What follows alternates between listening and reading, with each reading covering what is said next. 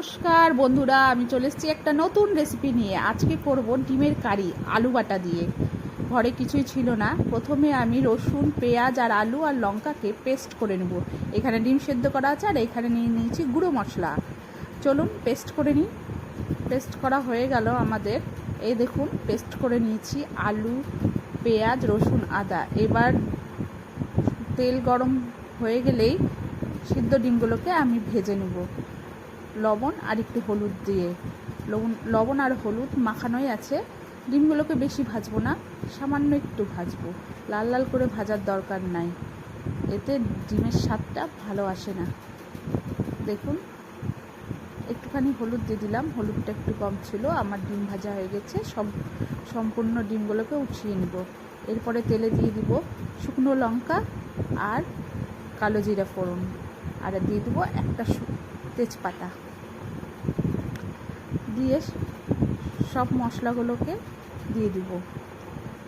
আলু, পেঁয়াজ, রসুন আর লঙ্কা যে বেটে রেখেছিলাম সেটা দিলাম, ধনে গুঁড়ো দিলাম, জিরা গুঁড়ো দিলাম, হলুদ আর সামান্য একটু চিনি দিয়ে ভালো করে নেড়ে মশলাটাকে কষাবো। যেহেতু আলু দেওয়া আছে, একটু ঘন হয়ে আসবে তাড়াতাড়ি মশলাটা, কিন্তু পেঁয়াজ রসুন ভালো করে না কষালে গন্ধটা কিন্তু ভালো আসবে না। দেখুন, মশলাটা ভালো মতন কষানো হয়ে গেছে, তেলও ছেড়ে ছেড়ে এসছে। ডিম দিয়ে দেবো। ডিম দিয়ে আরেকটু ভালো করে কষাবো।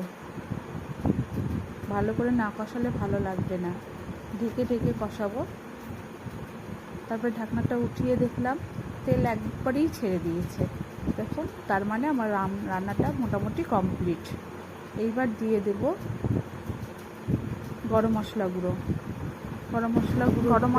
দিব। গরম মশলাটা গুঁড়ো দিয়ে ভালো করে নেড়ে নেব। তারপরে দিব এক টুকরো পাতিলেবুর রস অপশনাল, আপনারা চাইলে দিতেও পারেন, নাও দিতে পারেন। আমি দিয়েছি। আমার পাতিলেবুর রস খুব ভালো লাগে, সেন্টও হয় আর স্বাদও বাড়িয়ে দেয়। দিয়ে ভালো করে নেড়ে চেড়ে আমার রান্না কমপ্লিট হয়ে গেল। ডিমের কারি, নতুন একটা রেসিপি আলু বাটা দিয়ে। আপনারা করে দেখবেন বাড়িতে, অবশ্যই ভালো লাগবে খেতে। আমার ভিডিওটা যদি আপনাদের ভালো লাগে অবশ্যই লাইক কমেন্ট করবেন। আর আপনাদের সবাইকে ধন্যবাদ সম্পূর্ণ ভিডিওটা দেখবার জন্য।